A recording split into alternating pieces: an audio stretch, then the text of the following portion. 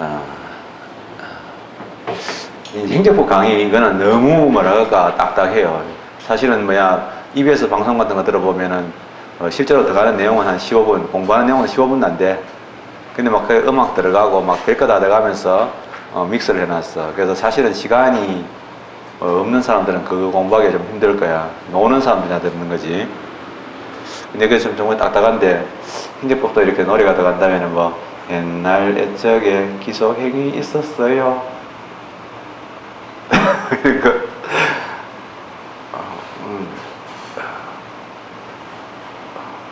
꼬마 원신 기속행위 재량행위도 있었다니까 뭐 이런 것도 있어요. 자, 내용도 가는데요. 기속행위와 재량행위인데 이거는 뭐냐 하면 평상시에는요 행정법 공부하기 전에도 재량행위란 말 잘 써요. 뭐 니한테 재량이 있나? 이러고요. 이거 제가 재량이 있다.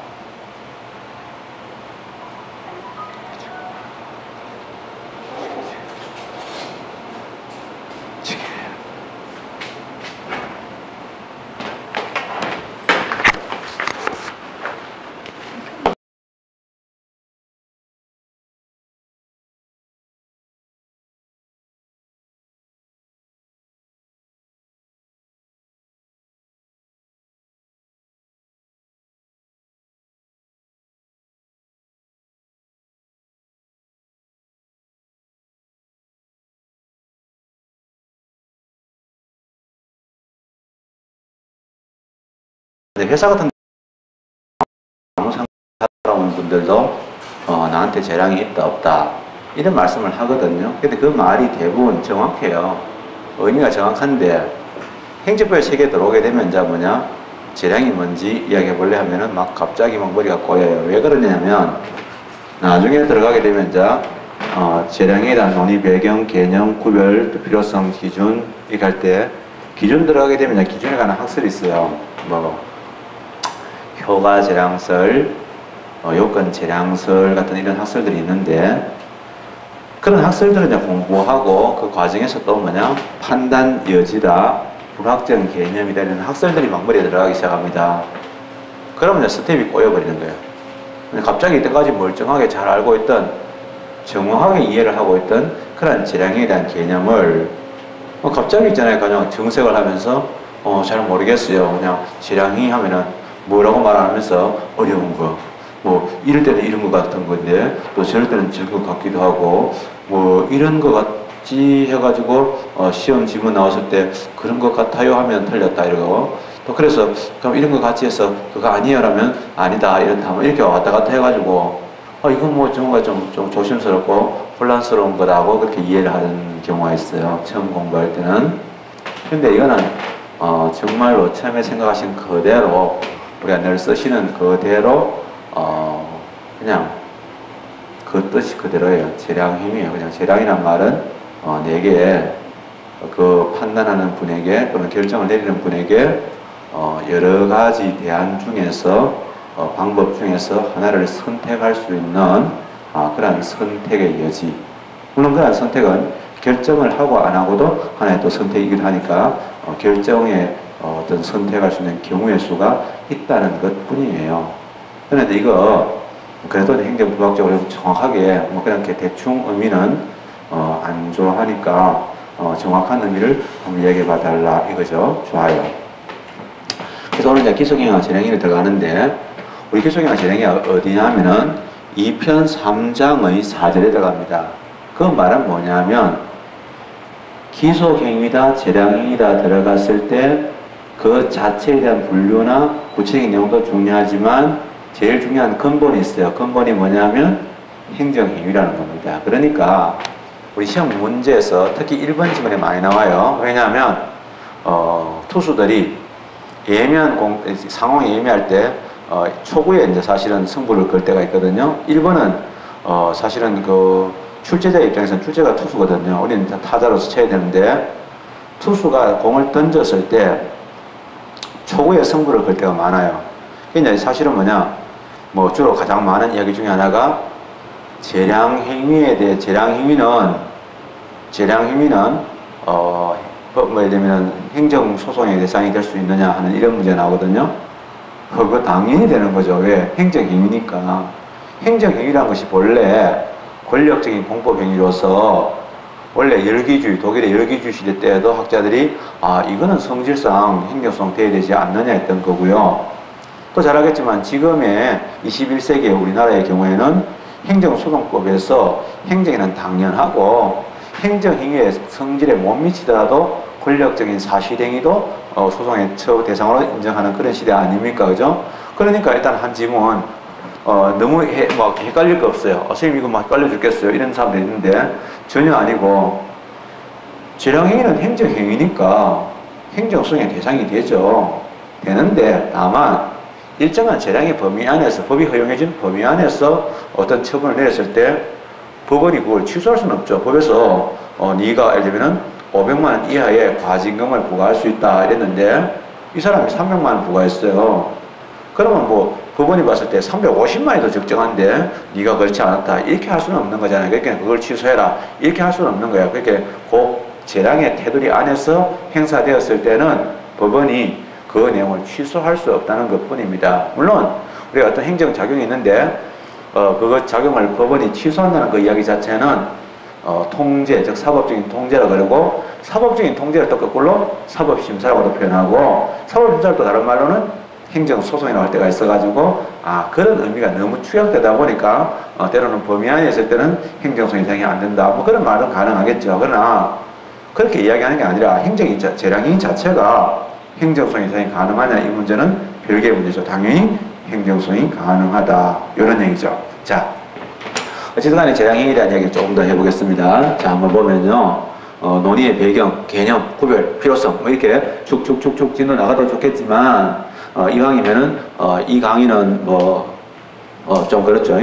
제가 아마 가장 최선을 다해야 되는 그런 강의 중에 하나입니다. 한번 지키면 또 다음에 언제 지킬지 모르는 그런 강의이기 때문에 좀 최선을 다해야 되는데 한번 볼게요. 행정행위가 뭐냐? 행정이란 말이에요.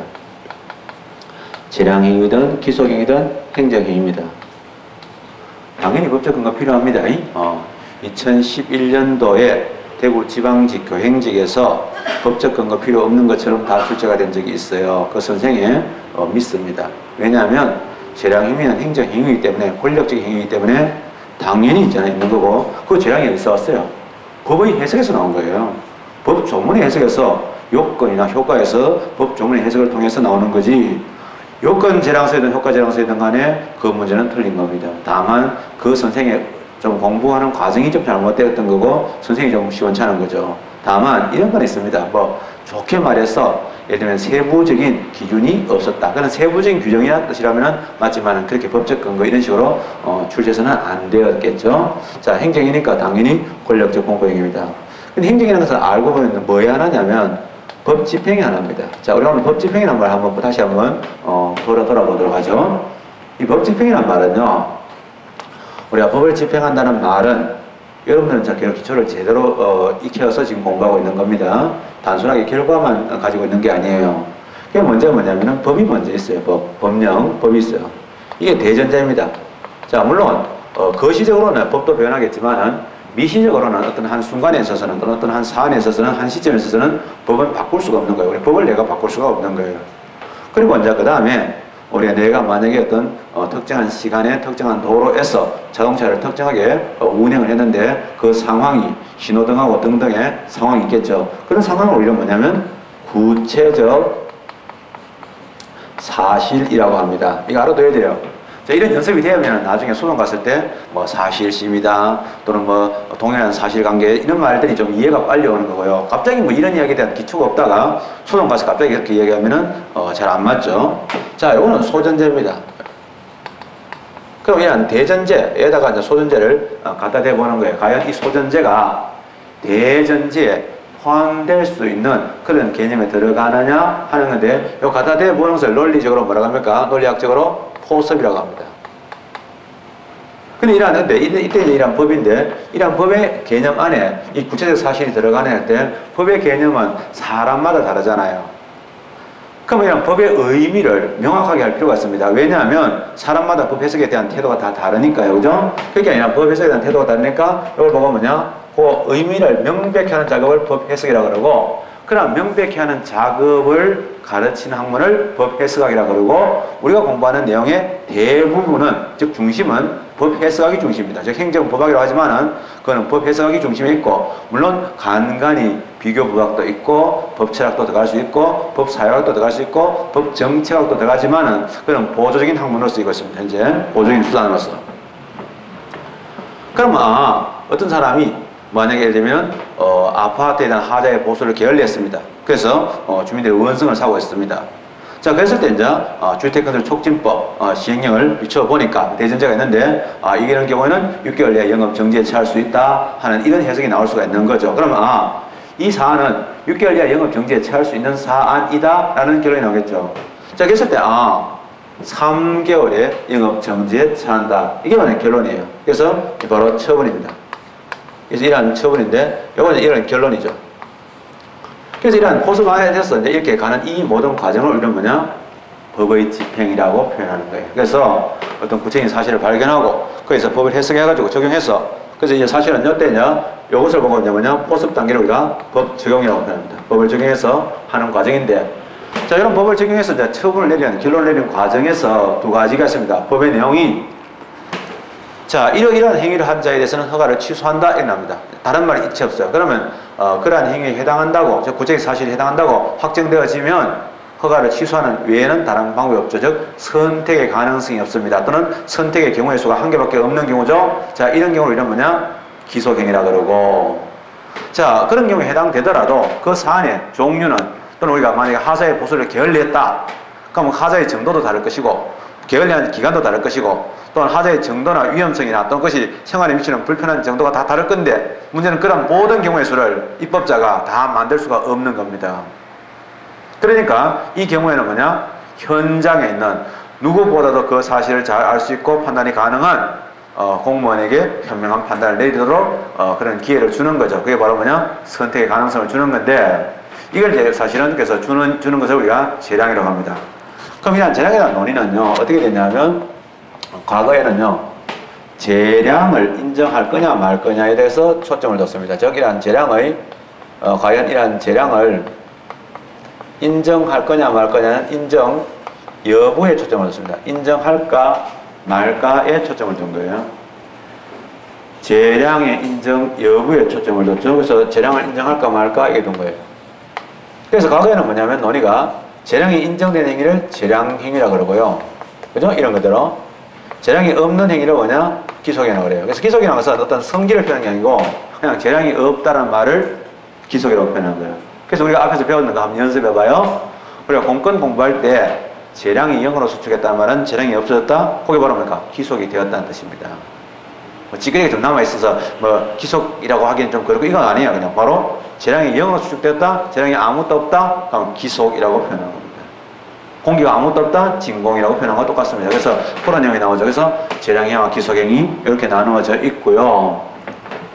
그렇습니다. 그러다가 이제 여기서 이때는 뭐냐면 재량의 인정 여부가 놀라야 되는데 왜 그러냐면 과거에 우리가 근대 법 취재하게 된 제일 중요한 동기가 왕의 자의적인 결합, 자의적인 결정, 죄송합니다. 왕의 자의적인 결정, 행정기관의 자의적인 결정이 너무 싫어가지고 법 취지를 한 거 아닙니까? 행정을 법에 귀속시키려고 했던 건데 이제 와서 또 법이 있잖아요. 행정부 보고 또 자의적인 결정이 가능한 것처럼 보이는 저런 재량을 인정해 주는 거 과연 옳을까에 대해서 논란이 있었어요. 그래서 재량이 인정되는 행위냐, 재량이 인정되지 않는 행위냐. 근데 저 당시에는 어떤 생각을 했냐면 행정부에게 재량을 줘버리면 법은 완전히 손을 놓는 줄 알았어요. 그래서 사실은 이때만 해도 재량을 뭘로 봤냐면 재량을 인정한다 이런 말을 하게 될 때는요 마치 법에서 완전히 벗어나는 법의 세계에서 완전히 예외가 되는 이 생각이 있어요. 그래서 법으로부터 자유로운 영역으로 봤던 겁니다. 과거에는. 근데 지금은 전혀 그렇지 않잖아요. 그래서 시험에서 또 뭐라 합니까? 두 번째 중요한 질문 공부합니다. 재량행위는요 법으로부터 자유로운 영역이 아니다 이거예요. 왜냐하면 어디까지나 법이 허용하는 범위 안에서 지금 법 집행 과정에서 일어난 일이기 때문에 법이 허용하는 테두리나 법 취지의 테두리를 벗어날 수가 없는 거죠. 그래서 지금도 시에서 많이 나오는 부분이 뭐냐면 이것이 이제 재량 행위는 법으로부터 자유로운 영역 아니다 하는 이 문제가 많이 보입니다. 이런 질문도 많이 보이죠. 자, 그러다가 이제 지금 와서는 어떻게 이제 바뀌었냐면, 지금은 이제 관심이죠. 관점인데, 논의의 배경인데, 지금은 뭐냐면, 재량을 인정하는 건 어쩔 수가 없어요. 이제는 재량을 인정 안 할 수가 없잖아요. 과거에 우리가 고등학교 다닐 때만 해도 학교에서 담배를 피우면 바로 퇴학이었어요. 제적입니다. 아주 엄격했습니다. 그 당시에는 시험을 치러서 갈 때인데, 제적을 하는 거예요. 근데 요즘은 어떻게 됐어요? 고등학교에서는? 과거에는 담배 피우지 못하게 하는 데 초점을 뒀습니다. 피우느냐 마느냐 이런 문제인데, 지금은 고등학교 학생들 담배 피우는 이 문제에 대해서 건강 문제 때문에 이제 계몽을 한다, 뭐 어떻게 몸에 안 좋아요, 이런 거예요. 근데 저는, 만약에 저도, 범울동 쪽에 있다 보면, 이제 학원가가 많아가지고, 저녁 때 산책을 할 때 이렇게, 저는 이렇게 좀 뒤로 이렇게 뒷길로 다니는 걸 좋아하는데, 뒷길에 보면 고등학생들도 막 담배 피우고 있어요. 서로 이제 만나면 좀 어색하죠. 자기들도 막 뻣뻣해지고, 나도 뭐 좀 약간 조심스럽고 하는데, 되게 미안하죠. 왜? 교복 입고 이제 담배 피우고 있는 거야. 주로 학원 나와서 공부하다가 나온 거야. 근데 사실은 얼마나 힘들겠어요. 고등학생들이 한참 노래 될 시기에요. 사실은 공부하고 있으니까 힘드니까 나와서 담배 피우고 있는데, 그 담배 피우는 게 남들이 그렇게 좋게 보지는 않는다는 거 알잖아요. 그게 마음 불편하실 것 같아요. 근데 이제 뭐 어떤 어른들 지나가다가 학생들을 보고, 야, 담배 피우지 마라. 담배 보면 해롭다. 그럼 지는. 그리고 담배 보면 해롭다고 이렇게 말하는 자체가 굉장히 나쁜 말이에요. 왜냐하면, 여중학생들이 담배 피우고 있다. 그러면 담배 피우지 마라. 뭐 어른들이 그렇게 말하는 경우가 있거든요. 몸에 해롭다. 누구를 빙신을 하나? 몸에 해로운 줄 누가 모르나? 알지만 뭐 피우면서 맞는 사정이 있는 거지. 그러니까 그런 말들은 결코 상대방을 배려하는 말이 아니고 상대를 완전 병신으로 하는 말이야. 그거 정말로 좋지 않은 그런, 우리가 가끔 쓰는 말들 중에서는 굉장히 폭력적인 말들이 많아요. 그러니까 가만히 내용 들어보면 상대를 병신으로 하는 거지. 진짜로 담배 피우는 게 안 돼서 보이면 지가 뭐 홍삼을 갖다 주든지 아니면 비타민을 좀 갖다 주든지 정말로 그렇게 건강이 걱정되면 그렇게 행동하는 거지 뭘 피우라 말아요. 왜냐하면 자기는 뭐 피우고 싶겠어요? 피울 만하니까 피우겠지. 어른이 술 먹는 거나 아이들이 술 먹는 거나 어른이 담배 피우는 거나 똑같다고 생각합니다. 그래서 지금은 피운다 안 피운다가 문제가 아니고 이제 피우게 된 거야. 지금은 뭐냐면 오늘날 이제 전문적인 또는 기술적인 영역이 확대되고 오늘날 행정의 영역이 확대되고 특히 급부적인 영역조차 확대되다 보니까 이제는 재량을 인정 안 할 수가 없어. 이제 인정하고 안 하고 이야기는 끝났어. 이제는 뭐냐? 인정하긴 하는데 어느 선까지 갔으면 좋겠느냐. 아까도 얘기했지만 저는 고등학생들 지나가다가 교복 입고 있잖아요. 학원 옆에서 담배 피우는 거 너무 좋습니다. 솔직히. 감사하죠. 솔직히. 마약 안 해가지고. 뭐 딴 데서 있잖아요. 세파이퍼 들고 다니면서 마약하면 좋겠습니까? 그래도 공부하러 나와가지고 밤에도 그 열심히 공부하다가 담배 한 대 쫙 빨아 당기는데 그건 뭐 좋죠. 몸에는 안 좋지만은 저는 안 피웁니다. 저는 뭐 저는 대학교 때 들어가서 딱 끊었습니다. 진짜로. 잠깐 좀 피웠지만은 몇 년 피웠지만은 그렇죠. 그런데 지금 뭐냐면 관점이 뭐냐? 재량 통제의 관점을 두고 있는 거예요. 그래서 이런 이야기가 나와요. 행정처분을 할까 말까를 먼저 결정을 해야 되고요. 하면 어떻게 할 거냐 이런 문제인데 할까 말까를 하는 재량을 결정재량이라고 그래요. 사실 우리가 결정이나 선택이라는 말은 평상시에 국어적으로 같은 말로 쓰이기 때문에 되게 헷갈려요. 그건 이제 결정재량이라고 그러고요. 할까 말까에 있다. 그 다음에 했을 때 이제 어떤 수단과 선택 또는 강도를 정할 거냐? 이게 선택재량이다. 근데 아무래도 결정재량이 더 크다. 왜냐하면 일단은 결정재량 여부에 따라서 결정재량이 행사되고 나서 이제 선택재량이 있게 되는 거니까 더 크다. 이런 얘기도 나오고요. 또 우리가 저쪽에 앞에서 재량이 영어로 무하자 재량회사 청구할 때 하자 없는 재량회사 청구할 때 그 재량은 어떤 재량이냐? 당연히 그거는 둘 다. 즉 결정재량이나 선택재량 다인데 보통은 재량이 영어로 수축할 때 물론 선택재량도 수축할 수 있겠지만 보통은 그거는 결정재량을 의미하더라. 결정재량이 더 크고 더 분명하니까 그렇게 얘기하더라. 이런 정도 이야기하겠습니다.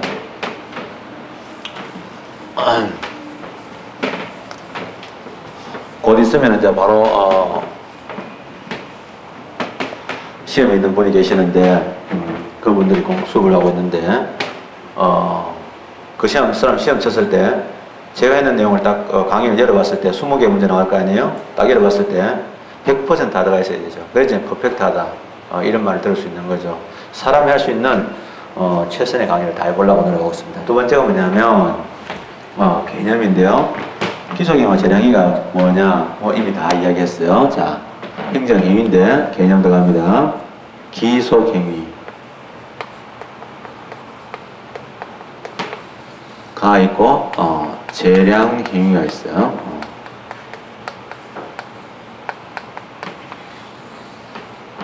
한자로 이제 기속행위 잠깐 한번 써보면요.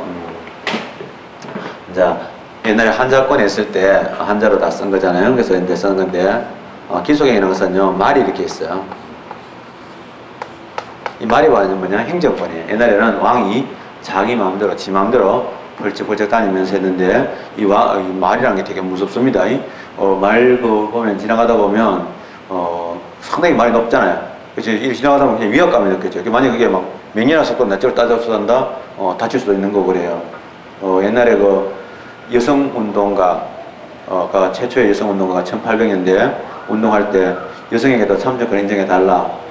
그 탄원을 하기 위해서 여왕의 말 앞에 여왕의 말이 지나갈 때 그 말에 매달려서 얘기하다가 밟혀서 죽은 사건이 있습니다.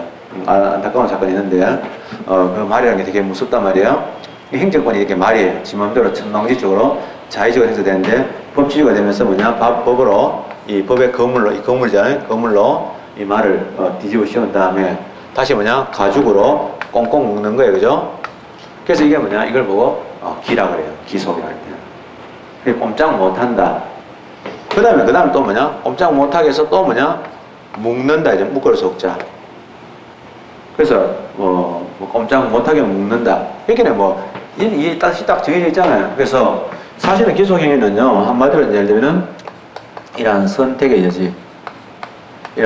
여지가 없는 또는요 이러한 선택할 수 있는 경우의 수가 요거는 뭔가 이러한 한계인 이런 행위를 기속행위라고 그러고 재량행위는요 선택의 여지가 있는 거고 그 다음에 예를 들면 경우의 수가 수개인 거를 뭐냐 재량행위라고 한다 이거밖에 없어요.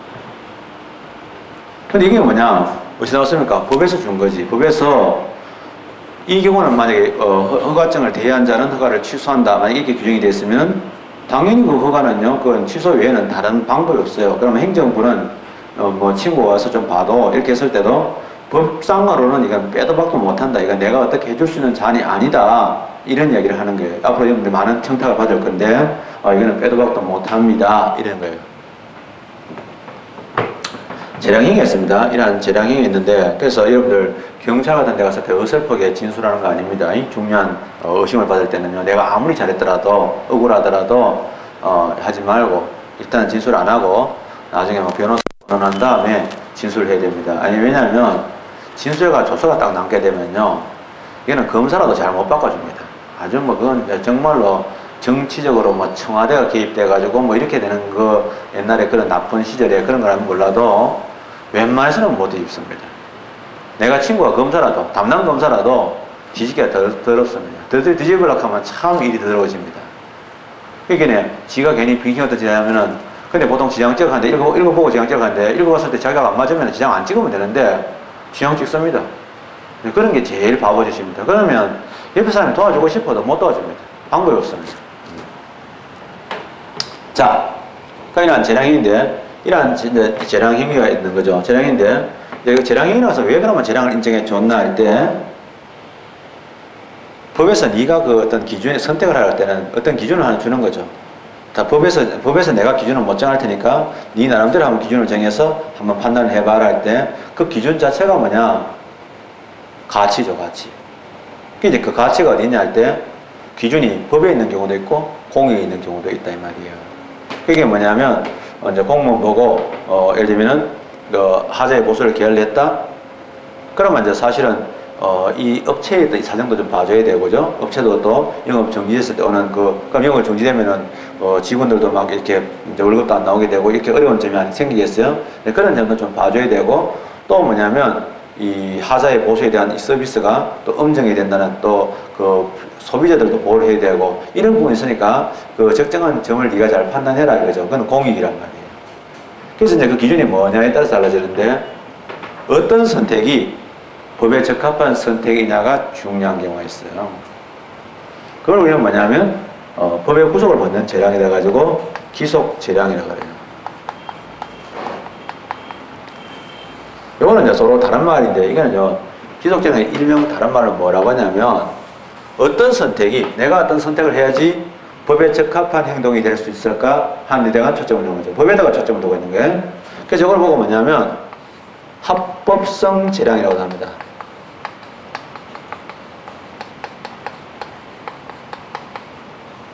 그러니까 법적합성, 합법성 재량이다. 또 다른 말로 바꿀 때는요, 법규 재량이라고도 표현합니다. 학문적으로. 이거는 다른 이름이다 하지만 동시에 뭐냐? 기속재량을 잘 설명해 주는 겁니다. 어떤 선택이 법에 적합한 선택이냐? 근데 이거는 따지고 보면요, 웃기는 거예요. 법은 이미 정해져가 있는 상태인데 재량을 준다는 것 자체가 좀 약간 어설픈 이야기예요. 뭐랄까? 좀 가정스럽죠. 그거는 늘 수업 시간에 이야기하지만 뭐 이런 거 봅시다 하죠.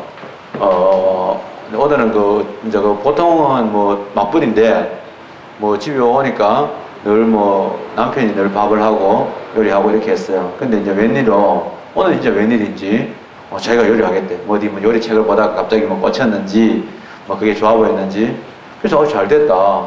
그래서 네가 요리해라.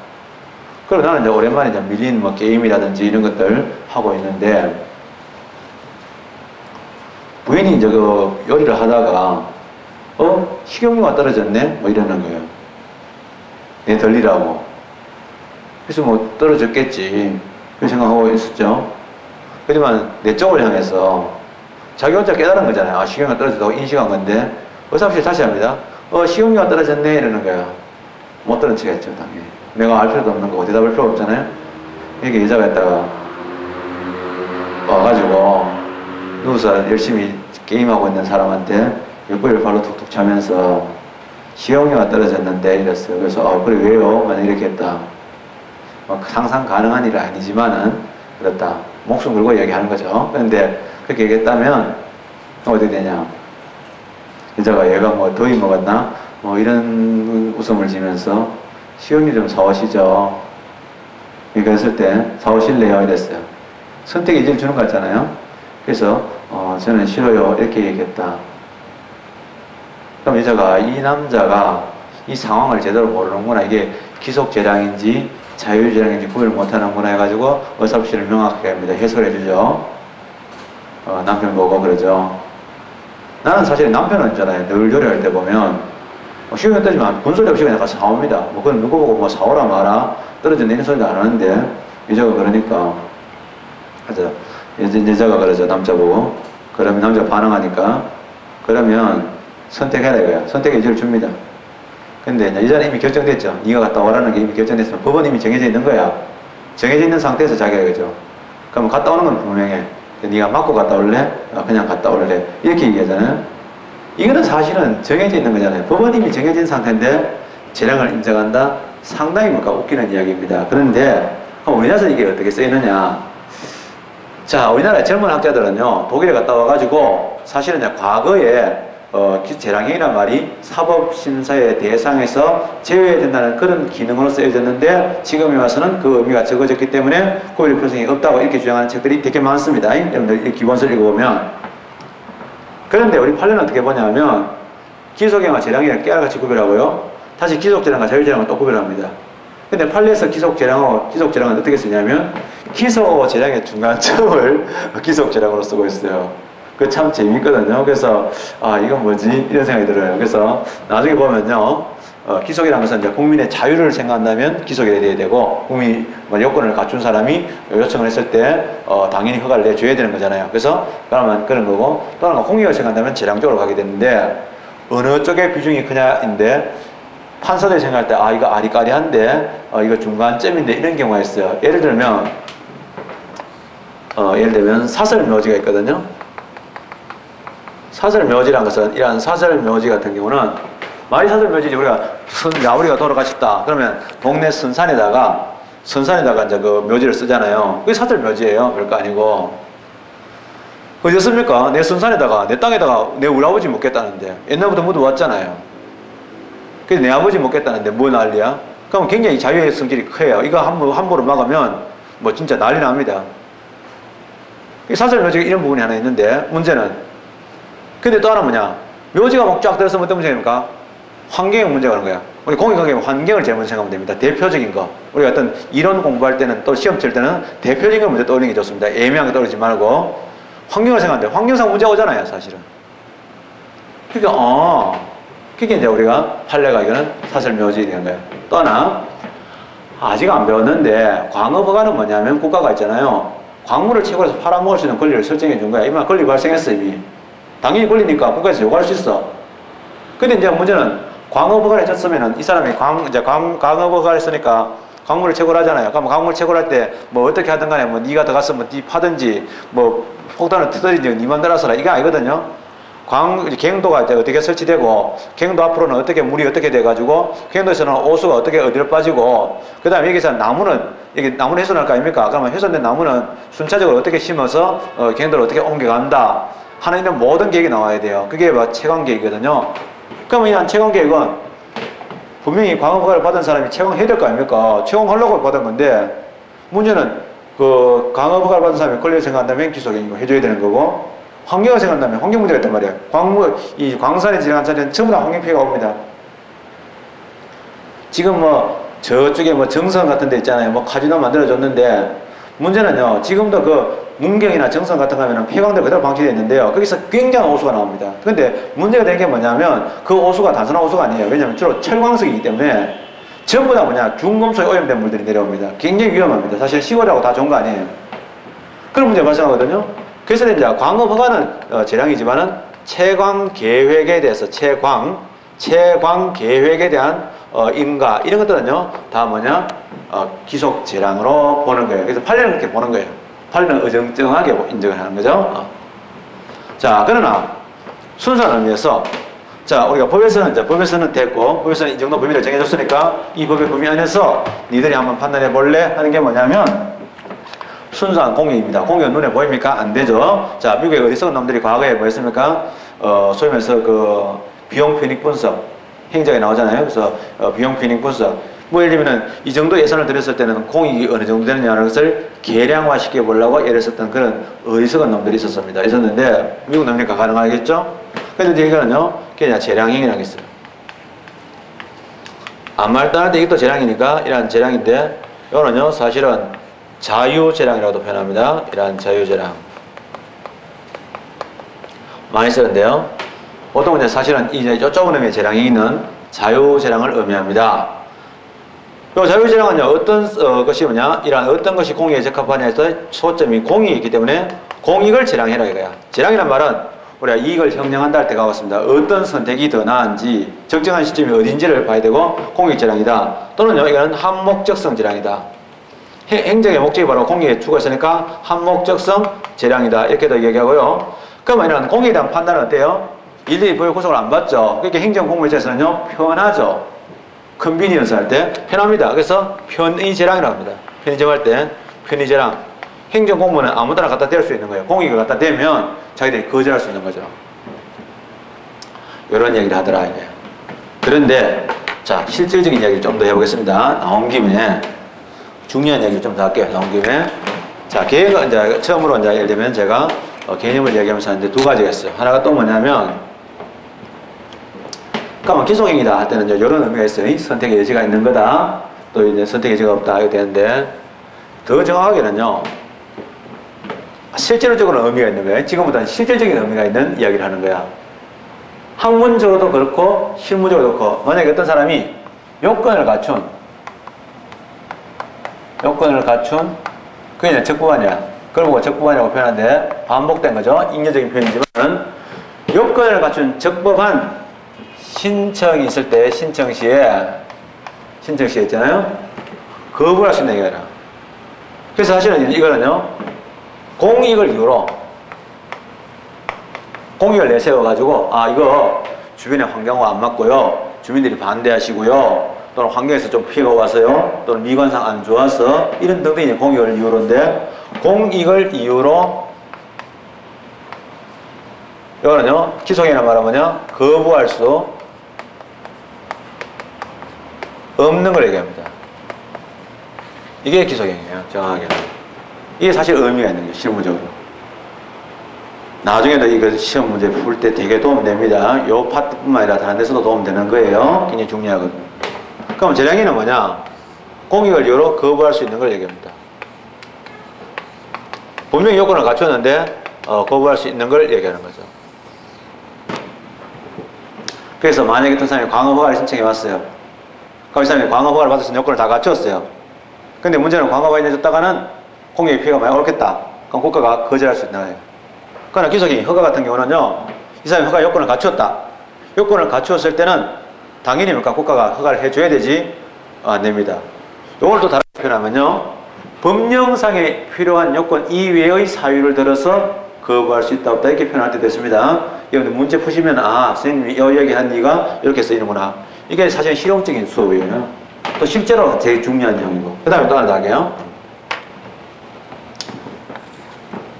그럼 아까 전에 재량행위에 대한 사법심사 가능하냐 이게 좀 더 하겠지만, 결과적으로 법원은요 어떻게 하냐면 기속행위는요, 기속행위에 대해서 이제 기속행위를 만약에 위반해 왔다, 이제 기속행위 자체가 문제됐을 때 법원은 봤을 때 기속행위에 대해서는 법원이요 판단할 여지가 별로 없어요. 뭐냐면 법원이요 그냥 기속행위 자체는 법에서 있는 그대로 판단이 되지 자기 마음대로 판단할 수가 없습니다. 그래서 이 판례에서는요 법원은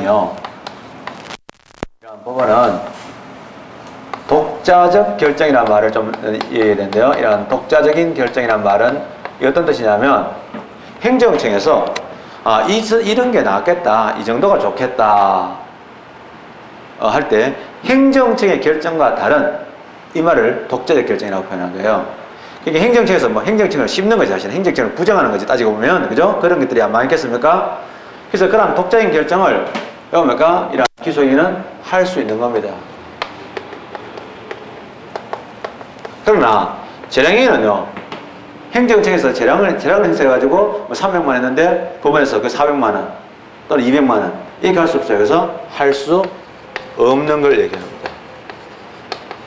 이게 아주 중요하고요. 앞으로 여러분들이 판례를 공부할 때 또는 판례 시험 칠 때 굉장히 도움이 될 겁니다. 이런 내용들이 나오더라. 이제 나오고요. 그 다음에 이제 재량행위 나오는데, 그러면 재량행위는 어떤 것들이 있을까라는 것들이죠.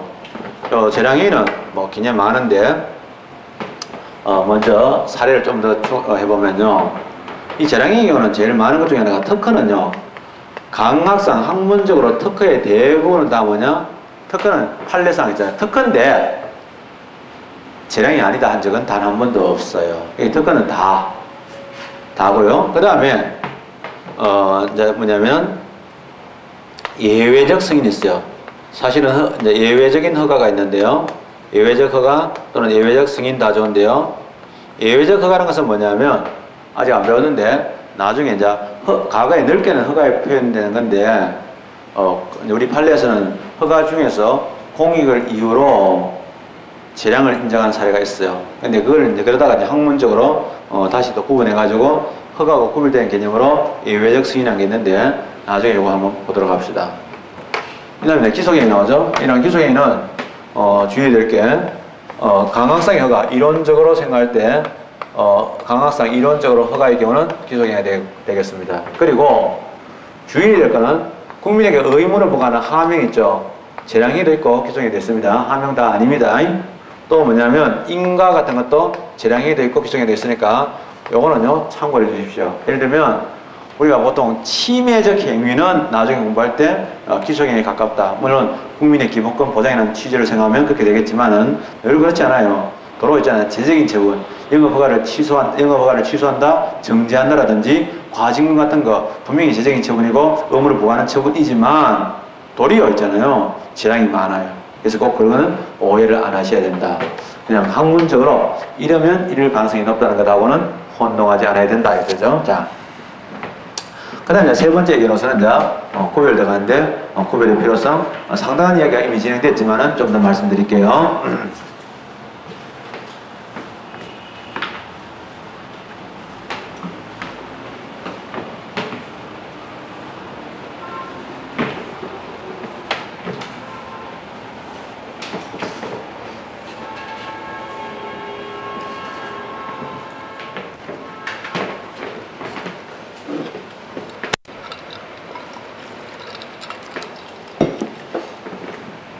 그 다음에 구별의 필요성 들어갈게요.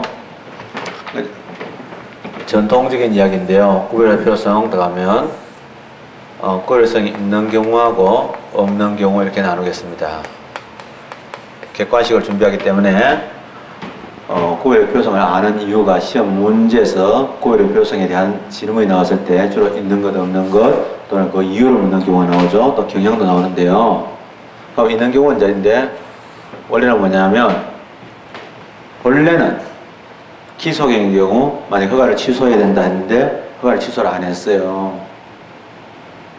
이런 경우에는요 법원에서 법을 위반했기 때문에 사법심사, 즉 법적인 통제가 가능하다 이거든요. 그래서 제일 중요한 거는 뭐냐면 사법심사가 가장 중요한데 그거는 좀 이따 보도록 하고요.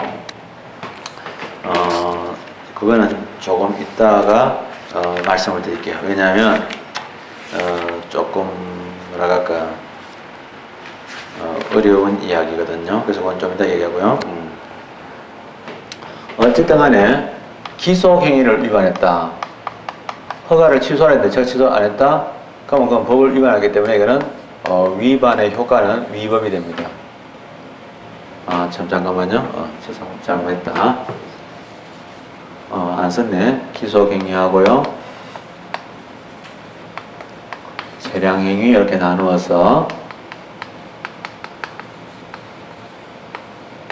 나눴어요. 그래서 위반의 효과. 만약 기속행위인데 허가를 취소해야 된다 했는데 허가를 취소 안 했다. 이걸 보고 위반의 효과라고 그래요.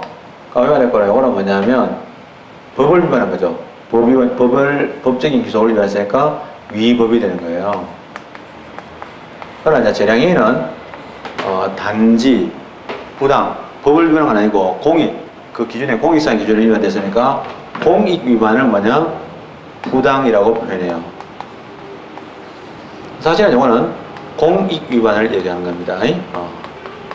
이거는 줄여서 우리가 부당이라고 표현하고 법을 위반하면 법 위반을 보고 우리가 법 위법이라고 표현하는 거예요. 기소행위는 법적인 구속이라고 하는데 법적인 구속 자체를 위반한 거니까 위법이 되는 거죠.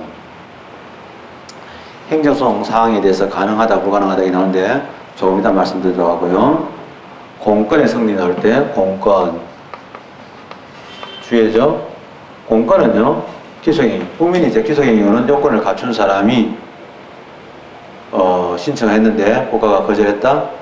그러면 국민은요 당연히 소송을 제기해서 구제를 받을 수가 있습니다. 그래서 이거는 공권이 성립하지만은 재량행위는 어쩔 수가 없습니다. 공익을 이유로 거절했을 때 방법이 없는 겁니다. 사실은 그렇죠. 이것은 공권인데 다만 주의해야 될 거. 그러면 재량의 영역에서는 재량행위인 것하고 재량의 영역은 다른 건데요. 가난한 사람이 돈이 많나? 돈이 안 많지. 왜냐면 개념 모순이지. 그러나 가난한 사람이 부자다. 그건 말이 안 되잖아요. 그러나 가난한 사람이 부자가 될 수 있다. 이거는 다르죠. 그래서 가난한 사람은 부자 아닙니다. 그러면 그 말의 모순이지. 그러나 가난한 사람도 또는 가난한 동네에서도 부자가 나올 수 있다. 그건 맞죠. 그래서 재량의 영역에서도 공권이 성립할 수 있다. 이 말은 꼭 이해를 해야 돼요. 그래서 그거는 혼동하면 안 되고요. 원래 그것이 재량이면은 공권이 성립하지 않는 거죠. 확정된 것하고 그건 다른 거예요. 그래서 그런 이야기하고 그 다음에 부관의 가능성인데 이러한 부관의 가능성 나오죠. 기속행위는 부관을 붙일 수가 없지만은 재량을 붙일 수 있다 합니다.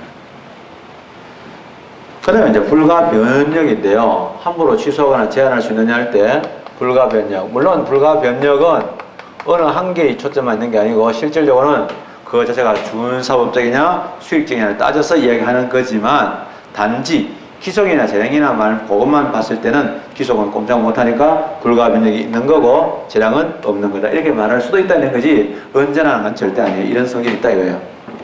그러나 중요한 건 제일 중요한 게 뭐냐면 제일 중요한 내용인데 오늘날 가장 변화가 많은 게 바로 사법심사입니다. 자, 사법심사의 특징이 뭐냐면 행정소송인데요. 이 행정소송은 우리나라에서 말하는 행정소송 외에 우리나라에서는 국가배상에 해당되는 것도 외국에서는 행정소송에 포함시키기도 합니다. 그래서 그건 중요한데요. 그럼 행정소송인데 중요한데 행정소송이 가능하냐 이런 거예요. 사실은 기속행위에 대해서는 위반할까 위법이니까 그건 가능한 거 이건 말할 것도 없어요. 근데 재량행위에 대해서는 안 된다고 얘기했는데 사실은 정확하지 않죠. 재량도 행정소송의 재량도 그 자체가 행정행위니까 일단은 행정성의 대상이 가능합니다. 한데 나중에 봤을 때 심사를 해보니까 행정이 맞아가지고 했는데 이게 재량의 범위 안에서 이루어졌다. 그럼 법원에서 손 떼야 되는 거예요. 이거 재량이다. 그래서 근데 심사도 안 해보고 처음부터 그냥 얼굴만 보고 너는 행정성 안 돼. 그거는 안 되는 거죠. 그래서 일단은요, 이러한 재량에 대해서는 하게 된다면 원래는 심리를 하는 거죠. 이때 심리는 본안심이다. 심리가 있고 판결입니다. 물론 이때 판결은 취소 판결이죠. 아무 말 따를 때는 인용 판결을 의미합니다. 그러면 재량이라고 가지고 심리가 안 되느냐? 심리를 합니다. 심리를 해봐야지 그 내용을 검토를 해봐야지 예를 들면 재량인지 아닌지 알 수 있는 거고 또 재량의 한계를 벗어나는지를 판단할 수 있는 거잖아요. 근데 이제 만약에 해봤는데 재량이 범위는 아니다. 그러면 이제 판결을 낼 수가 없는 거죠. 그래서 우리가 잘 알다시피 우리가 이제 똑같이 소송이 들어왔을 때 거절하더라도 그거를요 일단 심리하고 나서 거절하고서는 기각이 되는 거지 아예 심사도 안 해보고 형식적인 심사만 해보고 그냥 무조건 거절하는 것은 각하라고 하는데 각하의 대상이 되지는 않는다. 그러나 중요한 것은 이러한 사법심사 여부 이 부분 있잖아요. 이게 사실은 이러한 과거에 또는요 연역적으로 사실은 가장 중요한 이유였어요. 사실 이것 때문에 기소과 재량을 구분했었거든요. 그러나 도리어 이런 최근에는 의미가 퇴색되었다. 왜냐하면 보다시피 실질적으로는 심리를 해봐야 되기 때문에 어차피 심리를 해본다는 점에서는 또는 그 범위 내부에 대해서는요 똑같기 때문에 범위를 인정하는 그 범위는 심리를 해봐가지고 그 범위 아니냐 이걸 그냥 판단하기 때문에 그런 점에서는 큰 차이가 나지 않는다 이거예요. 자, 요거 나오는데 기소경과 재량행위 나오는데 사례가 좀 충분하지 않아서 판례적 언급하고 일단은 첫 시간을 마무리를 짓겠습니다. 첫 시간 들어갈 때 개념 부분인데 뒤에서 또다시 말씀드리기가 좀 안 좋아서 일단은 시험에 나왔던 물론 여러분들이 앞으로 판례를 볼 때마다 또 다른 판례를 볼 때라도 이제 그때마다 챙겨 주셔야 됩니다. 왜냐하면 행정행위는요 기소경이 아니면 재량행위겠죠. 그러면 수많은 판례가 있고 수많은 내용이 있는데 어디서 뭘 물을지 알 수가 없잖아요. 그러나 우리가 일단은 기초를 좀 잡아 놓는 게 중요한데 일단은 기소경위하고 재량행위 먼저 한번 살펴보면 좋겠습니다. 그래서 기소경위에 대해서 좀 잠깐 이야기하면요 아까 전에 이론적으로 강학상 허가에 속하는 것들은 대체로 기소경위에 들어간다. 그러나 제가 사실은 그래서 이제 강학상이란 말은 이론적으로 이제 허가라고 하는 것들죠. 강학상이 허가인데 들어간다 이렇게 말하는데 사실은 강학상이 허가할 때 강학할 때 학교들의 생각이 다 달라요. 다르기 때문에 강학상 허가라도 사실은 강학상은 대체로는 기소로 봅니다. 그래서 기소로 보고 또 만약에 강학을 강조했을 때는 이게 강학을 강조해가지고 그냥 일반적으로 강학상 허가다 이렇게 할 때는 그거는 기소경위에 보면 됩니다. 그러나 이제 강학상 허가에 해당하는 사실이라도 이러한 해당해도 판례는 다르게 볼 수 있습니다. 그래서 이러한 판례가 두 가지로 봅니다. 즉 기속으로 본 것도 있고 그 다음에 이러한 재량으로 본 것도 있는데 허가라는 것은 아직 안 배웠습니다. 허가라는 것은 건축허가처럼 위험을 예방하기 위해 가지고 국민의 자유를 제한합니다. 그래서 건축허가 받지 않은 사람은 건축행위를 할 수 없다. 근데 건축행위는요 자기 땅에다 자기 집 짓는 거예요. 원래 자유인데 국가가 위험의 예방 또는 질서 유지라는 그런 공익을 위해 가지고 제한을 가하죠. 그래서 사실은요 그랬을 때 이제 공익이라는 측면도 있고요 국민의 자유의 보장이라는 측면도 있습니다. 어느 쪽을 이제 좀 더 초점을 두느냐 이런 부분인데 국민의 자유 쪽에다 좀 더 많이 기울어질 때는 기속으로 보고요. 공익에다 초점 둘 때는 주로 재량으로 보게 됩니다. 판례도. 그래서 이제 공익할 때 제일 중요한 것 중에 하나가 예를 들면 환경 같은 것들입니다. 그래서 예를 들면 기소경위는 되게 많습니다. 그래서 예를 들면 시험 문제 나왔던 것으로서는 북한 어린이 이러한 돕기를 위한 이러한 모금이죠. 이러한 모금인데 이러한 모금에 대한 허가는요 기소경위로 봤습니다. 이거를 거절한 거에 대해서 안 된다 이게 나왔죠. 그러나 이제 우리가 앞으로는 이게 이론적으로는 나중에 그 예외적 승인에 편입될 가능성이 높습니다. 제가 생각할 때는 판례 중에서 허가인데도 불구하고 재량으로 인정한 것들은 앞으로 이론적으로 예외적 승인으로 편입되기 쉬운데요.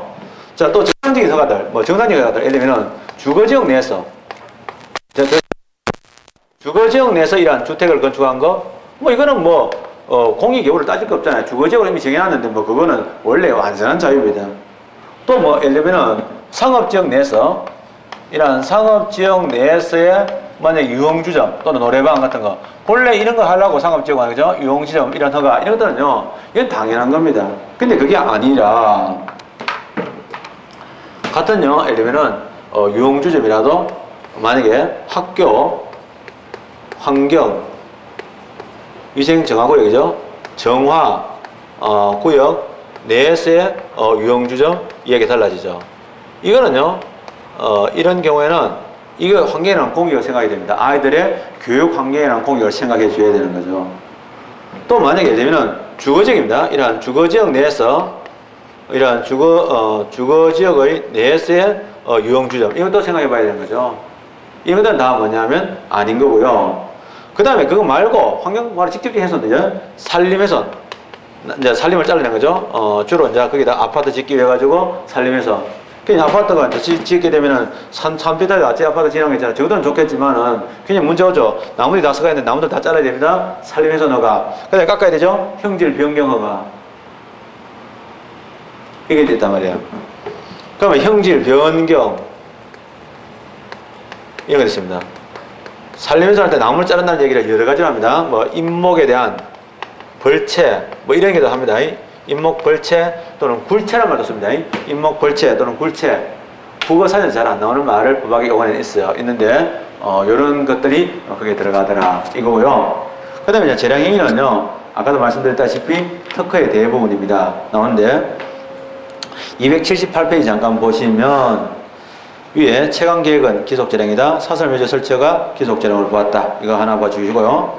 그 밑에 278페이지 보면요, 다시 판례가 나오는데 체감계획 인가의 법적 성질은 기속재량행위지만은 공유수면 점용허가의 법적 성질은 공유수면 점용허가는 특허입니다. 그거는 자유재량이다 나옵니다. 그 다음에 넘어가서 자연공원법에 적용되는 지역 내에서의 단란주점, 즉 자연공원 내에서의 단란주점, 이거는요 재량행위다. 당연하죠. 교과서의 도서검증행위는 재량이라고 봤습니다. 이게 참 특이한 겁니다. 왜냐하면 교과서의 도서검증행위는 우리가 통상적으로 강학상으로는 확인행위에 해당된다고 보거든요. 확인행위는 준법률적 행위이기 때문에 기속행위인데도 불구하고 이렇게 이야기하고 있습니다. 그 다음에 개인택시 같은요, 우리가 사실은 대중교통이죠. 대중교통은 전부 다 뭐냐, 그거는 특허입니다. 뭐 개인택시, 시내버스 전부 다 특허입니다. 왜냐하면 도로를 자기들의 사업용으로 사용할 수 있는 거고요. 또 뭐냐면 교통 서비스를 제공하는 것은 원래 복리행정 중에서 공기업행정 정형에 들어가는데 공기업 경영권을 자기들이 가지는 거죠. 283페이지를 잠깐 오시면 또 판례 잠깐 보시면요, 산림형질 변경허가 재량행위고요. 잇목굴채 재량행위. 학교환경위생정화구역 안에서의 유흥업체 정화허가 역시 재량행위입니다. 그 다음에 기속행위와 재량에 대한 판단 기준인데요, 3번 판례 보면 어느 행정행위가 기속행위인지 재량행위인지 나아가서 재량행위라고 할지라도 기속재량행위인지 또는 자유재량에 속하는 것인지 여부는 이를 일률적으로는 규정지을 수 없는 것이고 당해 처분에 근거가 된 규정의 형식이나 체제, 문헌에 따라서 개별적으로 판단해야 한다 나오거든요. 아시겠죠? 꼭 기억해 주시면 좋겠습니다. 예, 이렇게 하고요. 그래서 이렇게 이제 판례를 익숙하다 보면 이렇게 이제 기본적으로 수업 시간에 다 기억해 놓으면 나중에 이제 또 덧붙이는 건 또 쉽거든요. 그래서 그렇게 좀 덧붙여 나가도록 하죠. 예, 좀 쉬었다가 다음 시간은 재량권의 한계부터 말씀드리겠습니다. 기준부터 말씀드리겠습니다. 예.